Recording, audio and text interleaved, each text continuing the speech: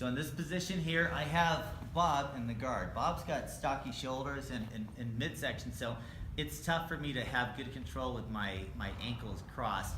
But the nice part about having crossed ankles is I can control him forward or back.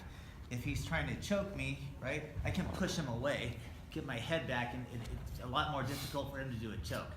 If he's leaning back and I want to pull him in to trap him or do something else with his arms, it's easier for me to use my arms, my legs to pull him in.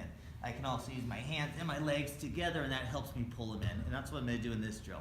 So I'm going to pull him forward, because what I'm going to do is I'm going to work my way into an open guard. So I open my guard up, I put the feet on the floor, and what I'm going to do is I'm going to push my hips back, and I'm going to create space so my shins go across his belt line here. I'm going to make sure I grab his tricep area here. The other one can be high. You can have one high, one low. The high one's going to be pushing. The low one's going to be pulling. The high foot is going to be pushing. The low leg is going to be pulling. So basically the same, my left leg and hand pull, my right leg and arm push. That's the idea here. But I don't want to just push it over there, because he can let go of this hand and post over here, Bob. So no, put this hand, post, yep, like that. And he could try to save himself a little bit in some cases, or try to work his leg over. So what I want to do is I want to pull him toward me, and then I want to scissor him, and I want to be in this position here.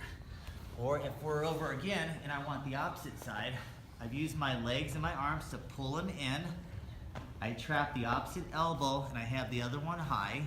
I open up my guard and quickly put my feet down. I create space by pushing my feet and turn 45 degrees so the left leg can go across his belt line. So I have the knee on the opposite side of his hip. The other side of the ankle is kind of hooked in here. My right hand and leg are going to be pulling. My left hand and left foot are going to be pushing, but I'm not going to do it until I pull him into me, and then I can scissor him a lot easier. So that's kind of the idea. Then putting it together, how it's going to work is, we're just in here, we're in the position here. I'm going to grab, I'm going to push out, I'm going to pull, and I'm going to turn him. Or we're going to be here, I switch sides, I push out, pull, turn him, get in the mount, and then you're going to go from there. So work on that drill. It works out really well too if they reverse it from a mount where he grabs my tricep, you trap that leg, you have this one here on the hips or wherever on the top, you pull me that way and then turn me to this side.